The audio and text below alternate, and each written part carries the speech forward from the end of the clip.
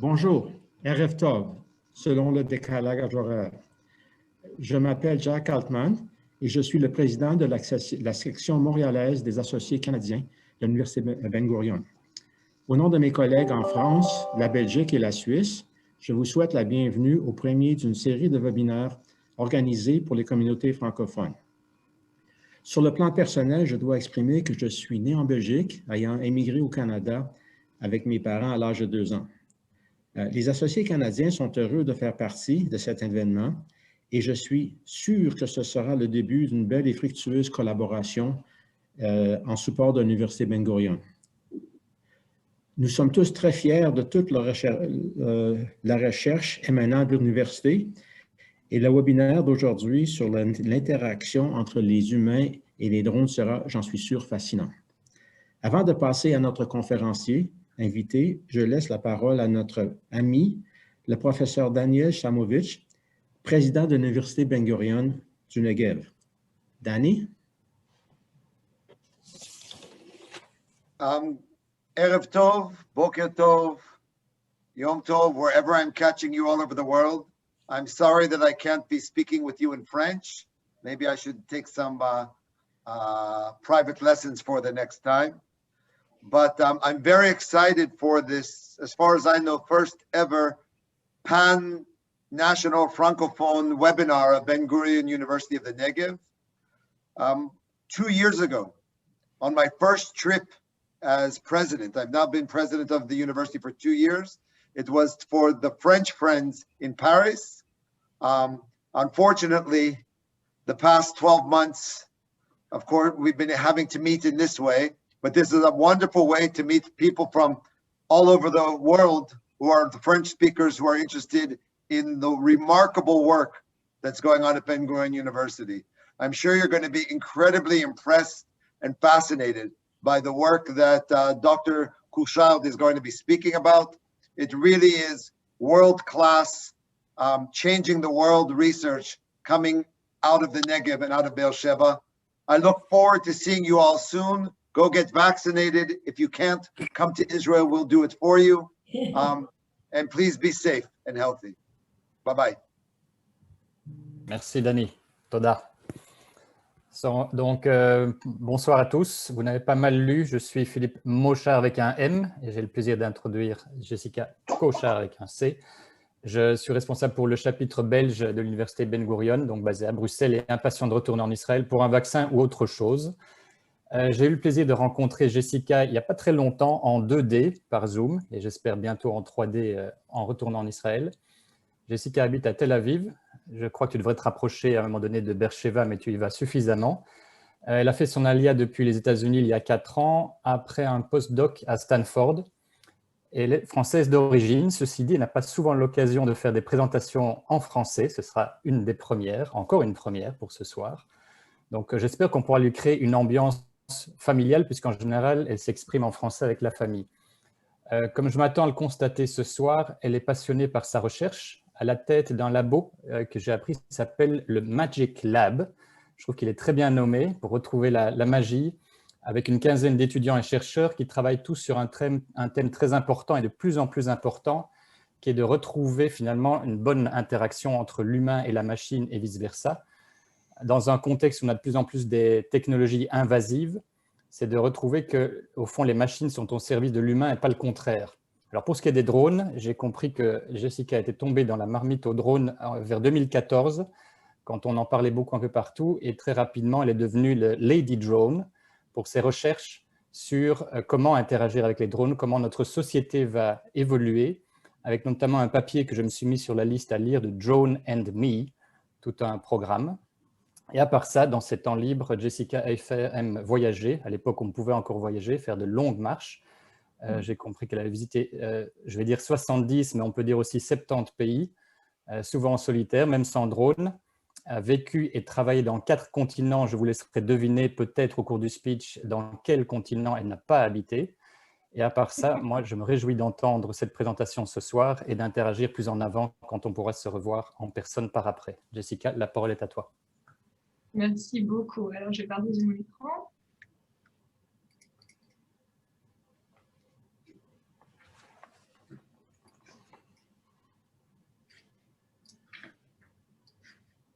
est-ce que vous voyez bien l'écran? Ça va être la première question. Oui. Super. Merci beaucoup. Je suis vraiment ravie d'être avec vous ce soir. Comme Philippe l'a dit, je ne parle pas souvent de mon travail de recherche en français, donc je suis vraiment contente d'avoir cette opportunité. Et aujourd'hui, on va parler du travail qui est fait dans mon laboratoire sur les drones et sur, en particulier, comment est-ce qu'on peut interagir avec les drones. Ce n'est pas seulement de l'interaction, c'est aussi réfléchir à comment est-ce qu'on peut cohabiter avec des technologies qui sont autonomes, mais qui sont dans nos environnements humains à nous. Et donc, je vais vous montrer d'abord une petite introduction d'une vidéo, d'une vision de comment on pourrait interagir avec un drone dans un environnement qui est mobile. Et c'est une vision sur laquelle nous avons travaillé et que je vais être ravie de partager avec vous ce soir. Et on va revenir plus tard dessus pendant cette présentation. Mais avant d'arriver à ça, on va d'abord réfléchir aux drones en général. Et qu'est-ce qu'on fait aujourd'hui avec des drones? Et en fait, les drones sont déjà disponibles autour de nous. Donc, par exemple, on voit des livraisons qui sont faites avec des drones. On voit également des drones qui sont utilisés à des fins médicales pour aider les gens dans la vie de tous les jours. On voit également des drones, alors ici c'est très particulier à la situation Covid-19, donc là c'était en Malaisie où par exemple on a des drones qui sont passés dans les rues pour dire aux gens de rester chez eux, de rester confinés. Notre activité favorite de 2019 qui malheureusement risque de continuer en 2020 qui va continuer en 2021. Et une autre activité qui a aussi émergé avec le Covid, c'est par exemple ici un drone qui désinfecte un espace, un stade, pour éviter le risque en fait aux gens, aux humains, d'être contaminés eux-mêmes en faisant un travail de désinfecter. Donc ça donne des idées de qu'est-ce qu'on fait au jour d'aujourd'hui déjà avec les drones. Et donc une des questions qu'on se pose, quand on voit un drone, on se balade dans un parc, on est dans une rue, on voit un drone. Comment est-ce qu'on peut savoir si ce drone est piloté par qui? Est-ce qu'il est autonome? Est-ce qu'il est indépendant? À quoi il sert? Qu'est-ce qu'on peut faire avec ce drone? Qu'est-ce que le drone peut faire? Est-ce que le drone peut me faire du mal? Est-ce qu'il peut me prendre en photo? Est-ce qu'il peut prendre mes données? On a beaucoup de questions quand on voit un drone et finalement, on ne sait pas vraiment ce qu'on est capable ou pas de faire avec un drone au jour d'aujourd'hui. Et peut-être qu'on veut juste lui dire, mais va-t'en, ne me prends pas en photo, va-t'en, tu me déranges. Et en fait, c'est quelque chose qui paraît vraiment anodin, mais qui n'est pas si anodin que ça. Et je vais vous montrer quelques vidéos. Donc ça, c'est un dataset qu'on est en train de mettre en place avec mon équipe, où on est en train de voir comment les gens réagissent quand ils voient un drone. Donc là, on voit des gens qui sont contents, qui voient un drone, qui rigolent avec, qui font semblant de se cacher. Et donc, c'est une réaction qui est quand même très positive au drone. Mais on a aussi des réactions qui sont beaucoup moins positives, voire très négatives. Donc ici, on a quelqu'un qui lance une pierre. On voit aussi des fois des réactions qui sont encore plus fortes. Donc là, l'enfant a peur, par exemple, revient avec ses parents. Mais vous avez aussi des réactions, et c'est quelque chose qu'on voit beaucoup aux États-Unis, où les gens prennent une arme à feu et se débarrassent du drone. Et c'est quand même assez violent quand on y réfléchit, surtout qu'au jour d'aujourd'hui, on a maintenant des drones qui sont médicaux. Donc, on peut se retrouver avec des drones qui transportent, par exemple, des organes. Donc, on a quelqu'un qui a besoin d'un transfert d'organes. On a un drone qui va amener cet organe. Si la personne qui voit le drone commence à s'énerver et à prendre son arme à feu pour se débarrasser du drone, c'est quelque chose qui peut être vraiment dramatique. Donc, il est très important de comprendre ce que font les drones, ce qu'ils peuvent faire, ce que les gens comprennent de ces drones et d'être capable de se dire, bon, bah là, c'est comme une ambulance, il faut que je laisse ce drone passer et je vais continuer mon chemin. Ou ce drone-là, par contre, il est problématique et que je puisse comprendre ce qui se passe dans mon environnement. Et donc, pour pouvoir faire ça, on a fait une étude, par exemple, où on a construit une base de données, donc ça date de 2018, de tous les drones qui étaient sur le marché à l'époque. Donc, on a regardé tous les drones qui étaient disponibles. Donc, on parle de drones commerciaux qu'on peut acheter dans le commerce, dans un magasin quelconque, sur Internet. Et l'idée, c'était de comprendre si la forme du drone ou sa couleur pouvait exprimer une information particulière ou donner une idée aux gens du rôle du drone ou de ses capacités. Et en fait, ce qui est très intéressant, c'est qu'en effet, oui, on est capable de prédire en fonction des caractéristiques physiques du drone, donc par exemple si le drone a une forme qui est plus arrondie ou une forme qui est plus dure et longitudinale, ou si le drone a des couleurs plutôt foncées ou plutôt claires, on est capable de savoir comment les gens vont le percevoir. Donc en termes d'intelligence par exemple, ou en termes de la confiance que la personne va avoir dans le drone. Et ce qu'on se rend compte, et ça c'est vraiment très très problématique, c'est qu'en fait les drones qui sont les plus dangereux, c'est-à-dire qui ont les parties exposées sur lesquelles on peut par exemple se couper ou vraiment se faire mal, ce sont les drones qui inspirent le plus confiance dans l'utilisateur. Et donc, en fait, on est dans une situation où les drones qui sont vendus aujourd'hui sont des drones souvent qui sont relativement dangereux. Les gens ne se rendent pas compte parce que c'est vendu comme un jouet. Et d'ailleurs, je parle souvent avec des gens qui me disent « Oh, j'ai acheté un drone pour mon enfant qui a 11 ans, 12 ans, formidable !» Mais sans se rendre compte qu'il y a quand même un danger potentiel avec une partie de ces drones. Et donc, on va être obligé, au fur et à mesure qu'on comprend comment les drones sont perçus, d'obliger les gens qui fabriquent des drones à créer des drones qui représentent ce que le drone fait. Si le drone paraît anodin, il ne devrait pas être capable, par exemple, de nous suivre ou de prendre nos photos ou d'être capable de repérer notre identité. Alors que si le drone a l'air intelligent et a l'air de faire de la sécurité, par exemple, on doit être capable de comprendre, ça doit être au même niveau entre ce que le drone peut faire et ce qu'il doit faire. Et dans cette notion en fait de confiance dans des drones qui sont parfois dangereux, on a commencé à réfléchir à comment est-ce qu'on pouvait aider les services de sécurité avec les drones. Donc par exemple, encore pendant le Covid, on a vu beaucoup de drones qui étaient déployés par la police. Donc par exemple, en Israël, on s'est retrouvé avec la police qui venait vérifier que les gens étaient bien en confinement chez eux quand ils avaient quand ils étaient par exemple atteints du corona.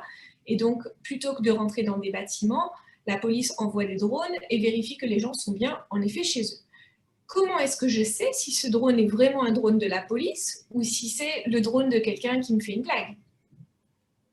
C'est quelque chose qu'on doit être capable de comprendre. Est-ce qu'un drone de la police doit ressembler à une voiture de police ou à un policier? Parce qu'on se retrouve dans le futur et dans des situations où le drone peut être complètement indépendant.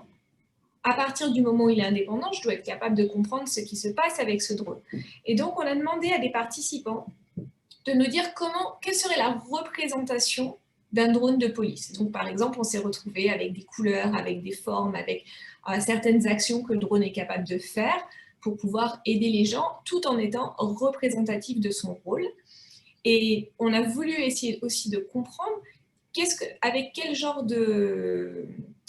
Si l'attitude des observateurs serait la même pour différentes actions des drones. Donc, par exemple, dans des situations avec des niveaux de gravité différents, donc par exemple, quelqu'un a, je ne sais pas, laissé tomber un sac poubelle dans la rue et ne l'a pas ramassé, ou quelqu'un a volé un portefeuille, ou par contre, il y a une attaque terroriste, est-ce que dans ces cas-là, on peut utiliser un drone à la place d'un policier ou non?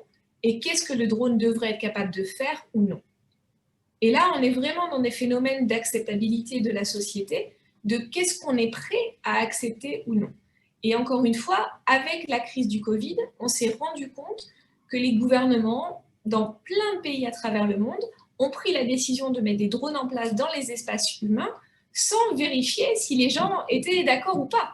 Est-ce que finalement, ça marche pour nous d'avoir ces drones qui cohabitent, qui coexistent avec nous, qui prennent des informations, et dans quelle mesure? Et là, par exemple, on s'est rendu compte avec cette étude, alors je ne vais pas aller en détail dans les résultats, et on a beaucoup de résultats sur cette étude, qu'en fonction de la gravité de l'événement, les gens sont plus ou moins prêts à accepter que le drone fasse une chose ou une autre. Et ça, c'est quelque chose qu'on a aussi vu en termes de drones utilisés pour des raisons médicales. Donc, par exemple, si, je ne sais pas, par exemple, j'ai besoin de faire mon check-up chez le médecin, je ne peux pas aller chez le médecin, il y a un drone qui peut venir et prendre ma température, les gens, ça ne les dérange pas. Mais ils ne voudraient pas que cette information soit partagée avec quelqu'un à l'extérieur. Par contre, si je fais une crise cardiaque et que le drone est capable de le détecter, les gens sont totalement d'accord pour que le drone aille s'adresser à la première personne à côté pour lui demander de l'aide. Donc, encore une fois, on va devoir créer des technologies qui nous permettent de détecter ce genre de situation, mais aussi d'adapter la réponse du drone en fonction de la situation que les gens sont en train de vivre. Et cette notion sur laquelle on a travaillé avec les forces de police. On a aussi travaillé avec les pompiers en Israël et on s'est adressé à eux pour vraiment comprendre comment ils utilisent les drones à l'heure actuelle pour leur travail. Donc, on s'est rendu compte qu'on a déjà des drones en Israël pour tout ce qui est service des combattants du feu. C'est encore compliqué. Ils ont quelqu'un qui a intégré les forces il y a à peu près 1 an et qui est en train de travailler avec eux pour les aider à intégrer des drones dans leur contexte qui est très, très, très particulier parce qu'ils ont très peu de temps pour agir. Ils ont des conditions de travail qui sont très difficiles. Ils ont souvent du matériel, des gants, ils ont des casques, ils ont beaucoup, beaucoup de choses et une cognitive load, donc leur... comment ça s'appelle en français, ça va me revenir. Leur charge mentale est très très importante pendant qu'ils font leur travail. Donc ils doivent prendre une décision très rapide. Et donc le risque en intégrant des nouvelles technologies dans leur travail, c'est d'augmenter leur charge mentale et de les pénaliser. Alors c'est très important d'intégrer les nouvelles technologies correctement pour ne pas les pénaliser. Donc à l'heure actuelle, ce qui se passe quand ils intègrent un drone, ils se retrouvent à parler à leur commandant qui va demander à l'opérateur du drone, au pilote, de bouger le drone. Le drone va être déplacé et après que le drone ait été déplacé, il va y avoir une confirmation visuelle et une fois que cette confirmation visuelle a été faite, ça revient du pilote au commandant et aux pompiers. Alors vous pouvez imaginer le nombre de risques d'erreur quand vous avez une communication avec autant d'éléments différents. Le flux de données et d'informations est très très complexe et ça veut aussi dire que ça aide parce qu'on donne un peu plus d'informations aux pompiers, mais ce n'est pas suffisant. Donc nous, ce qu'on propose, c'est à la place d'intégrer le drone dans l'équipe des pompiers directement et d'avoir une communication comme ils auraient d'humain à humain. Et donc, on a travaillé avec eux, on a commencé à établir, par exemple, quels seraient les gestes, quelles seraient les techniques d'interaction pour qu'ils puissent communiquer avec des drones. Là, par exemple, vous avez 4 gestes qui ont été identifiés par les pompiers eux-mêmes comme étant des gestes qui leur permettraient de trouver des survivants, d'identifier les dangers, donc par exemple s'il y a une fuite de gaz, ou de détecter un feu, ou d'établir un plan. Et donc là, on a travaillé sur la partie qui est en entrée, donc des pompiers vers le drone. Et au jour d'aujourd'hui, on est en train de travailler sur l'autre côté, donc du drone vers les pompiers, sur comment le drone peut leur donner cette information. Et donc l'idée, c'est que par exemple, les pompiers pourraient aller dans un bâtiment qui est en feu et laisser le drone aller en avant. Le drone pourrait détecter où le feu est positionné, ou s'il y a des survivants et où sont les survivants, et donc faciliter le travail des pompiers et aussi diminuer le risque que les pompiers soient tués dans leur travail. Et évidemment, le plus rapidement on trouve les survivants, plus il y a de chances qu'ils survivent à l'incident. Donc ça, c'est un travail qu'on a fait avec eux. De là, on a implémenté des algorithmes qui nous permettent de faire ces détections de gestes dans un contexte donc compliqué parce qu'on a beaucoup d'équipements, mais on a aussi de la fumée, on a aussi une température élevée. Donc bon, là, ça vous donne une idée générale, mais en gros, on a travaillé sur différents types de capteurs et on s'est rendu compte qu'avec des capteurs thermiques qui sont sur un drone, on arrive à quand même avoir à peu près 96-98% de reconnaissance des bons gestes. Donc ça nous donne vraiment une idée que très rapidement dans le futur, on va être capable de pouvoir avoir des drones directement avec des équipes comme ça de pompiers qui sont capables de détecter ce que font les pompiers en temps réel. Donc ça, tout ce que je vous ai montré jusque-là, ce sont des milieux qui sont professionnels. Donc quand on est dans des milieux professionnels comme ça, s'il faut apprendre par exemple quel geste faire ou comment se comporter, on peut entraîner les gens et leur apprendre quels sont les bons gestes. Maintenant, si on revient à cet exemple d'une personne qui rencontre un drone sans avoir jamais vu un drone avant, on ne sait pas trop comment interagir avec. Parce que si ce n'est pas mon drone et que je suis juste en train de me balader et qu'il y a un drone quelconque dans mon espace, on ne sait pas trop quoi faire. Alors, on a une technique qui s'appelle une étude d'élicitation. Donc ça, c'est une méthode de recherche qu'on a qui nous permet d'essayer de comprendre quelle serait une façon naturelle pour les gens de communiquer avec ces machines. Donc ici, on avait une personne qui était en train de contrôler le drone, mais pour les participants, ça leur donnait l'impression que le drone était complètement autonome. Donc eux ne se rendaient pas compte qu'il y avait quelqu'un qui pilotait derrière le drone. Et donc ça, c'est juste en termes de méthode. C'est écrit en anglais parce que c'est quelque chose que j'ai fait aux États-Unis. Mais donc, on donnait par exemple une tâche. Donc ici, c'est le drone qui doit s'arrêter auprès de la personne. Et le but, c'était que la personne voit le drone dans un certain état de départ et se débrouille avec des gestes ou avec sa voix pour que le drone se retrouve dans son état de fin.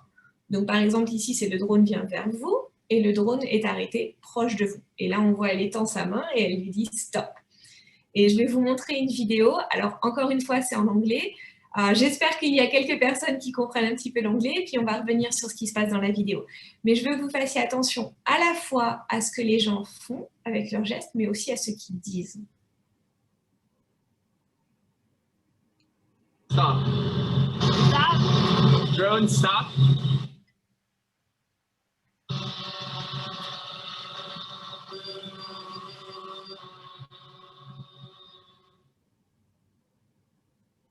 Hey, boy. Here. Come here. Drone, can you take a picture of that palm tree, please? Alors, pour ceux qui ont fait anglais à l'école, à la fin, il lui dit « please ». Quand on parle à une technologie, est-ce qu'on lui dit « s'il te plaît » ? Est-ce que quand on envoie un texto par son téléphone, on lui dit « s'il te plaît, envoie le téléphone » ou « envoie le texto » ? Ou est-ce que quand on envoie un email, on dit « pas vraiment ». Ce n'est pas notre façon de communiquer normalement avec les machines. Et ça, c'est ce qui était vraiment très, très intéressant dans ce travail, c'est qu'on s'est rendu compte que la façon de communiquer entre les gens et les drones est beaucoup plus proche de la façon de communiquer d'une personne à une autre ou d'une personne à un animal que notre façon normale de communiquer avec les machines. Alors, c'est quelque chose qu'on voit en robotique en général, mais qu'on voit beaucoup plus avec les drones, et je pense que le fait que ça vole et que ce soit animé, ça nous donne vraiment l'impression de quelque chose de vivant avec lequel on peut interagir. Et donc, ça change complètement notre paradigme quand on réfléchit à comment interagir avec un drone et comment on crée des techniques naturelles d'interaction dans le futur. Alors, par exemple, ici, pour demander au drone de venir se rapprocher, on faisait un signe comme ça de la main en lui disant de venir. Et pour aller plus loin, on lui demandait, on le poussait en fait, comme on ferait avec une personne. Pour prendre un selfie, alors on a vu ce geste ici. Alors, c'est peut-être un geste que vous avez déjà vu maintenant dans les drones à DJI. Et en fait, ce qui est assez extraordinaire ici, c'est que ce travail de recherche qui a été fait en 2014 et publié début 2015 a été maintenant traduit dans le milieu industriel, et les nouveaux drones qui sortent ont les gestes qu'on a réussi à trouver. Donc, c'est assez phénoménal parce qu'on se retrouve avec un projet au départ qui est académique et qui est maintenant quelque chose qui est utilisé dans les produits, et il y a des millions de drones qui sont vendus par DJI, donc c'est assez fantastique. Et donc, maintenant, on sait que quand la personne voit un drone, si elle veut qu'il s'arrête, elle peut juste tendre la main et lui dire de s'arrêter. Et ça, c'est quelque chose qu'on n'a pas besoin d'apprendre, c'est quelque chose qu'on fait naturellement. Donc maintenant, on peut se retrouver avec des drones qui sont dans notre espace humain. Tant qu'ils sont capables de communiquer avec des normes de société qui sont normales pour nous, on aura beaucoup moins de difficultés à intégrer ces drones dans notre vie de tous les jours. À savoir que les gestes sont dépendants en général de la culture, et donc on a refait ce genre d'études par exemple en Chine, et on s'est retrouvé avec des résultats qui étaient similaires. On a aussi vu que les gens communiquaient avec les drones comme si c'était des animaux, comme si c'était des personnes, mais avec des gestes différents. Donc, par exemple, pour s'arrêter en Chine, c'était ce geste-là plutôt que ce geste-là. Donc, le geste changeait, mais il y avait un accord très, très important sur quel geste utiliser. Alors, en termes de ce qu'on a ressorti de cette étude, donc c'est vraiment cette notion d'interagir comme avec une personne ou comme avec un animal, ce qui est très, très compliqué d'un point de vue technique, parce que maintenant, il va falloir qu'on construise à la fois des algorithmes, qu'on ait à la fois des solutions hardware et software qui nous permettent en fait de réaliser ce genre d'interaction. Et on y vient, mais c'est encore très, très compliqué techniquement à faire.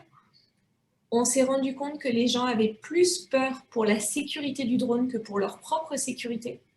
Encore une fois, c'est dramatique. Les gens ont peur que le drone ait mal et ils nous ont dit qu'il est mal, c'est pas qu'il soit cassé ou qu'il soit abîmé, ils pensent vraiment au drone comme une personne ou un animal. Donc, ils ont peur de lui faire mal. Et donc, ils ne font pas attention à leur propre sécurité, ce qui est vraiment, vraiment difficile. On s'est rendu compte que les gens se mettent très, très, très, très proches des drones et dangereusement proches des drones. Donc, par exemple, un chitemi, ça fait quelques centimètres du visage, quoi. Et les gens sont complètement... ça leur va. Ils ne se rendent pas compte du tout du danger d'être à quelques centimètres d'un drone. Pour eux, si la technologie est vendue, elle est safe, il n'y a aucun problème de sécurité, sauf que ce n'est pas le cas. Sauf qu'au jour d'aujourd'hui, ce n'est toujours pas le cas. Mais ça fait assez peur quand on fait des études et quand on voit les gens se mettre aussi proches des drones. On essaie toujours de faire un travail qui est très, très sécurisé. Mais ça fait assez peur quand on voit ce genre de comportement parce que les gens n'ont aucune idée en fait, du risque dans lequel ils se mettent quand ils interagissent avec ces drones.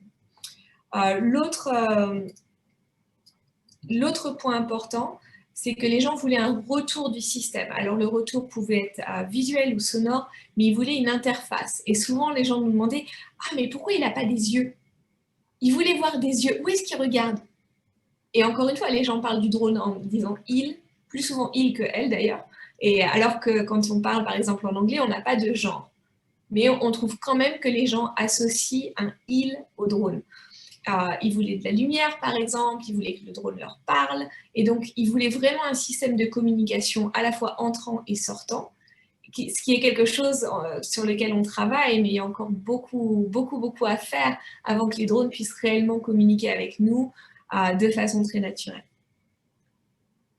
Alors après avoir fait ça, on s'est rendu compte, on a eu plusieurs autres études entre-temps, mais on s'est rendu compte qu'il y avait une notion d'émotion entre les personnes et les drones. Donc, par exemple, quand les gens voyaient le drone bouger d'une certaine manière, ils disaient « Oh, il a l'air content ».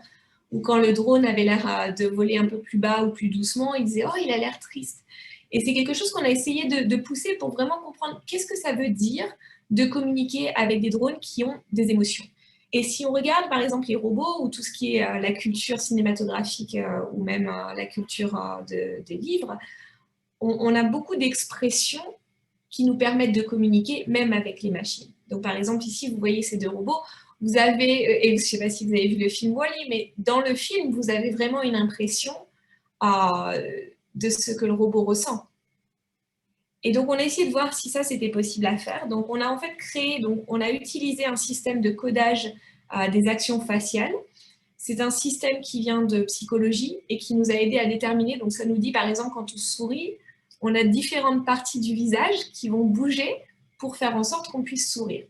Et donc, à partir de là, donc nous, on est passé sur 4 unités d'action principales. Donc, on a les yeux, les pupilles, les sourcils et la bouche.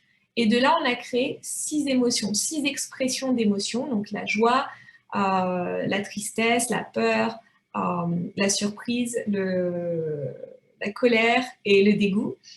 Et donc ça, c'est basé sur les émotions de base d'Ekman. Et alors, il y a beaucoup de choses qui sont rentrées en considération. Donc, par exemple, le type de visage qu'on a utilisé, parce qu'il y a quelque chose qui s'appelle la vallée dérangeante en robotique. Et en gros, quand on a des robots qui ont l'air trop humains, au départ, ça a l'air bien, et puis après, on a un peu peur. On se dit, oh là, c'est un peu inquiétant d'avoir ces robots qui ont l'air très réels. Donc, en fait, souvent, les gens préfèrent interagir avec des robots qui ont plus l'air de personnages de dessins animés, par exemple, que d'un robot qui a l'air très humain. Donc, à partir de là, on a créé ces drones qui ont été animés et donc qui représentent une émotion. Et on a voulu voir, est-ce que les gens sont capables de reconnaître une émotion sur un drone? Et c'est assez incroyable parce qu'en fonction des émotions, on a jusqu'à 99% de reconnaissance. Donc, les gens sont complètement capables, pour 5 émotions en tout cas, de reconnaître quelle est l'émotion du drone. Mais qu'est-ce que ça veut dire? Et alors, ce qui est assez intéressant, c'est qu'on s'est rendu compte que quand le drone a l'air heureux, les gens disent être heureux. Quand le drone a l'air triste, les gens veulent aider le drone à ne plus être triste. Donc, on a vraiment une notion de transfert d'émotion et d'empathie entre la personne et le drone. Alors, on a toute une catégorie de technologies qui sont des technologies pour aider les gens. Alors, par exemple, les gens qui sont dépressifs, les gens qui ont des difficultés à s'alimenter, les gens qui ont différents problèmes. Et on a des technologies, alors à travers les technologies mobiles, avec par exemple tout ce qui est wearable ou avec des robots pour aider ces gens-là au jour le jour à avoir une vie qui est un petit peu plus facile. Et en fait, là, on se dit, finalement, c'est quelque chose qu'on va pouvoir faire avec des drones. Donc, on peut très bien, dans le futur, imaginer des drones qui vivent avec les gens à la maison, qui, par exemple, les aident à s'habiller le matin, juste à enfiler une manche, par exemple, et qui leur apportent un peu de bonheur, un peu de gaieté de temps en temps, ou si vraiment la personne n'a pas envie de sortir, peut-être que le drone peut avoir l'air triste en disant, bah, moi, je voudrais sortir, et que justement, cette notion de transfert et d'empathie puisse aider à ce que les gens prennent soin d'eux-mêmes à travers le drone. Donc ça, c'est assez intéressant. On est au tout début de ce genre de recherche, mais on a beaucoup de potentiel sur comment ces drones pourraient aider. On travaille également sur des drones qui sont utilisés quand il y a des recherches et secours. Donc par exemple, quelqu'un qui a été victime d'un tremblement de terre. Et là, on peut très bien aussi imaginer des drones qui appartiennent aux services de secours, qui viennent et qui s'occupent des gens, au moins psychologiquement, le temps que l'équipe de secours puisse arriver. Et encore une fois, quand on est dans une situation comme ça, est-ce qu'on veut être avec une machine qui nous fait un peu peur, ou est-ce qu'il vaut mieux être avec une machine qui prend soin de nous et qui nous aide et qui nous permet de nous sentir mieux? Et donc là, on est au tout début de ce genre de recherche, mais il y a vraiment beaucoup de possibilités. Et donc, si on revient à la vision de l'interaction en elle-même, et je voudrais revenir à ma première vidéo.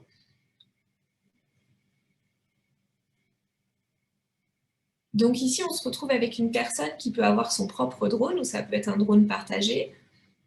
Et donc, dans ce travail, on a essayé d'imaginer quelle serait la vision d'une interface qui a le système d'entrée, donc à travers des gestes simples, et un système de retour, ici à travers une projection, qui permettent aux gens d'interagir directement avec le drone sans avoir à apprendre à piloter, sans avoir à apprendre à s'en servir, mais qui puissent juste rencontrer un drone et travailler avec.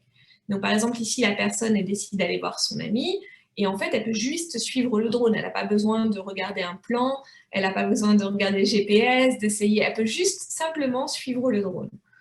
Et on a essayé de réfléchir à différents scénarios d'interaction. Donc, par exemple, ici, ils peuvent jouer ensemble avec le drone qui donne un retour visuel. Donc là, on les voit jouer ensemble. Donc ça, par exemple, c'est un exemple de réalité augmentée.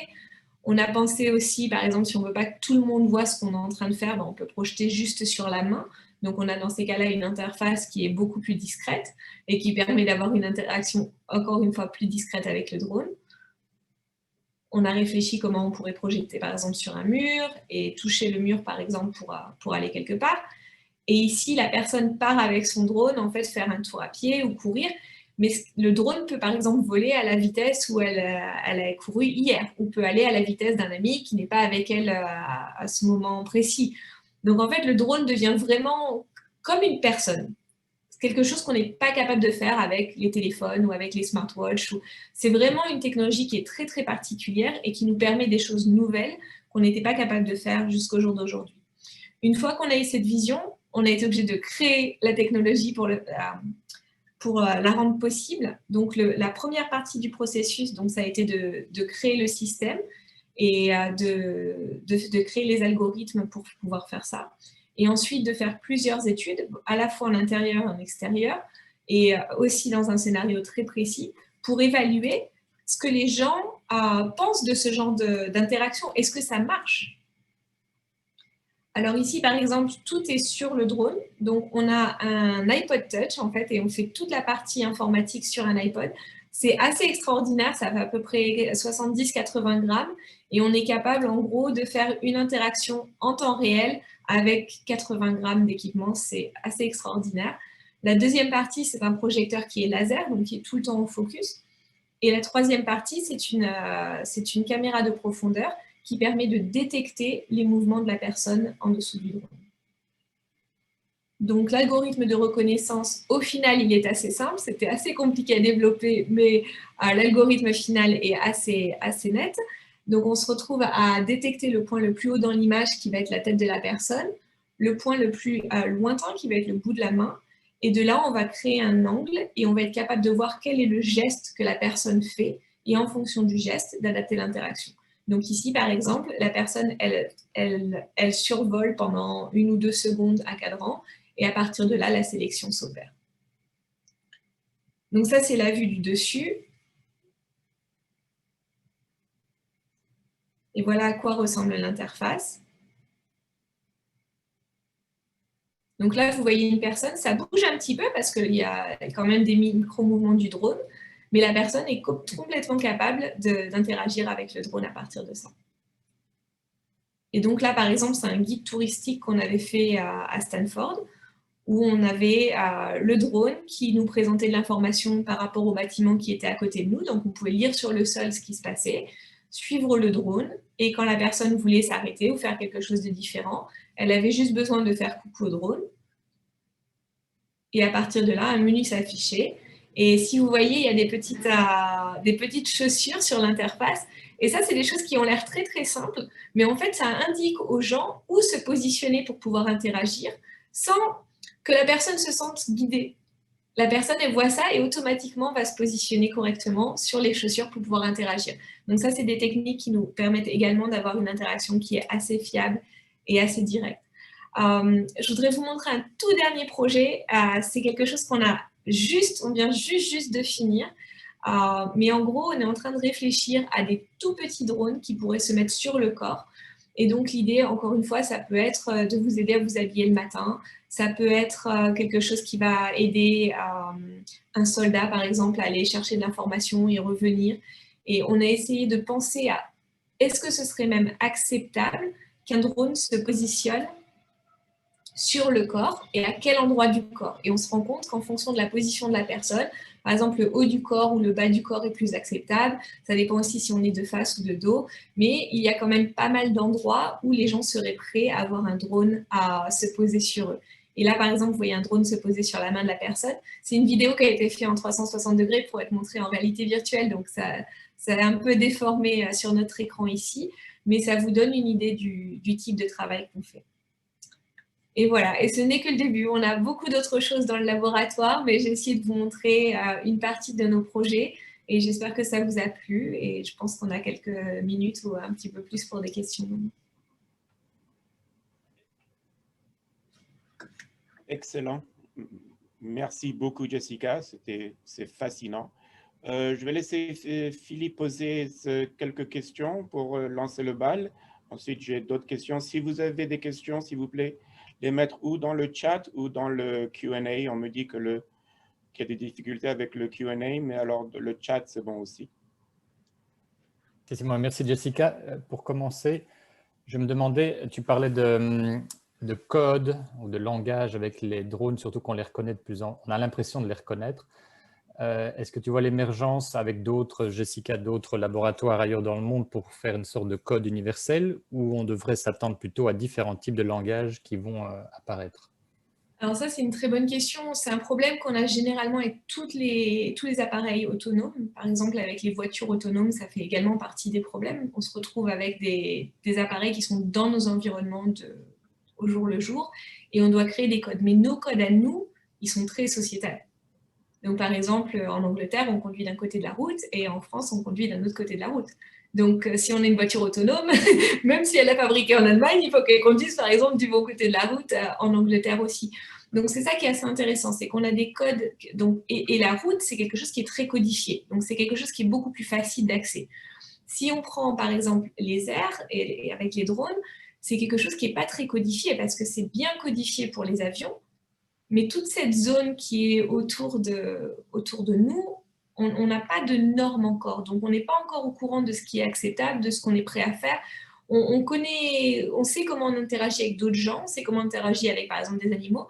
Mais quand on se retrouve avec ces drones dans nos environnements, c'est encore assez complexe. Donc, on est plusieurs labos à travailler sur ce genre de questions, mais ça va prendre du temps. Et je pense que ce sera plus par pays parce qu'il va aussi y avoir des législations qui vont se mettre en place au fur et à mesure.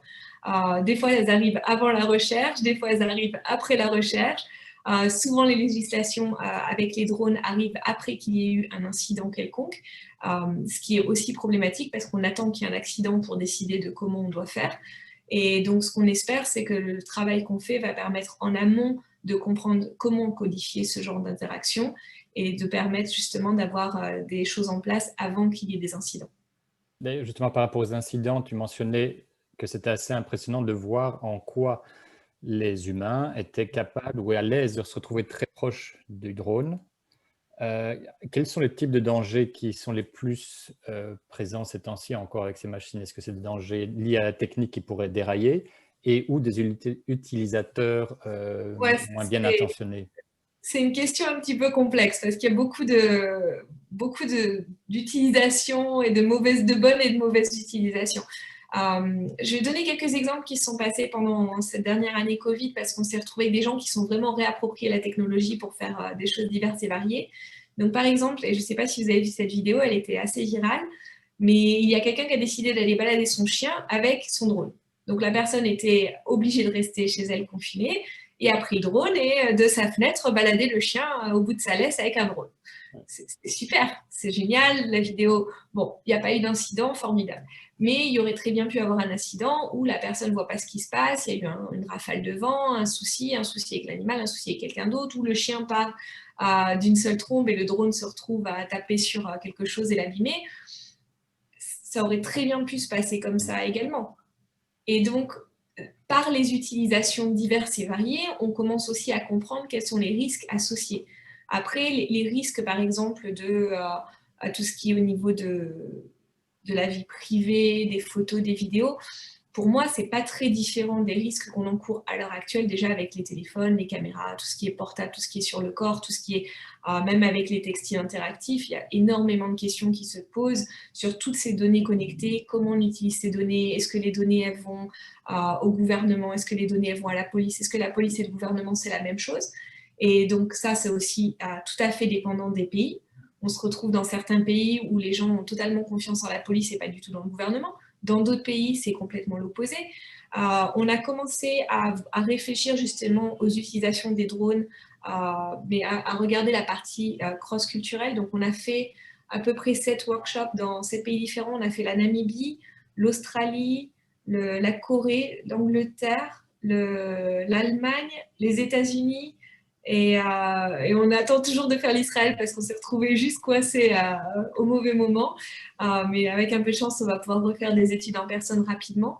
Et là, on voit vraiment que les risques, en fait, de ce qui est perçu comme un risque, ce qui est perçu comme un problème, est vraiment différent d'une culture à une autre. Par exemple, très souvent en Israël, les gens sont beaucoup moins axés sur la vie privée que, par exemple, en Allemagne, où c'est très, très fort.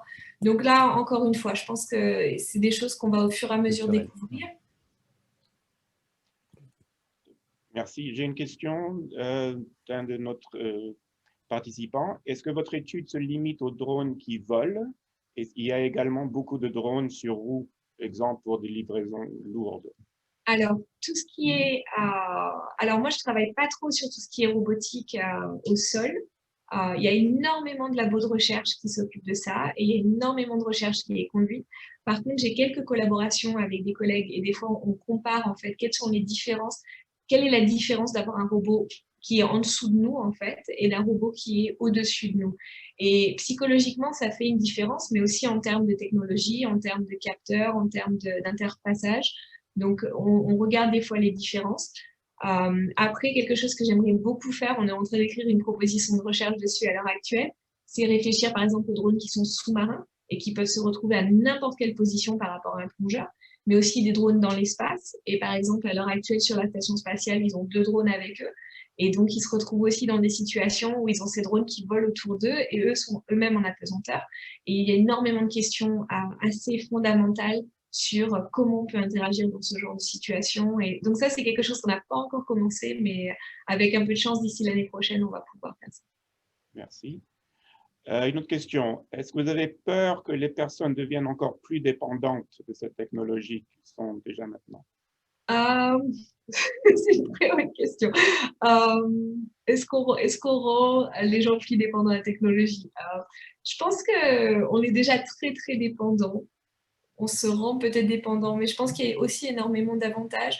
Donc, par exemple, encore une fois, avec le Covid, on s'est retrouvé avec beaucoup de gens, surtout des populations vulnérables, qui ne pouvaient pas aller facilement chez le docteur. Et donc, on s'est retrouvé à être beaucoup plus capable de faire de la télémédecine. Alors, il y a beaucoup de pays qui étaient réticents à la télémédecine, qui ont laissé faire et qui ont donné des opportunités aux gens de faire ça.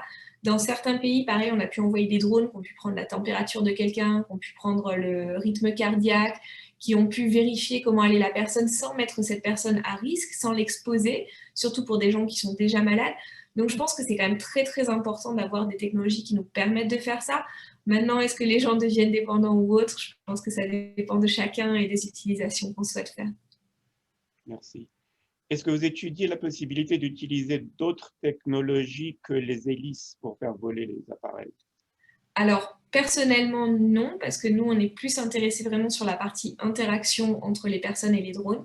Mais il y a beaucoup de labos qui font ça, il y a des systèmes de propulsion. Donc nous, ça, c'est plus en général des gens qui viennent d'ingénierie mécanique et ingénierie électronique. Mais on a beaucoup de collaborateurs, même à BTU, dans ces domaines-là.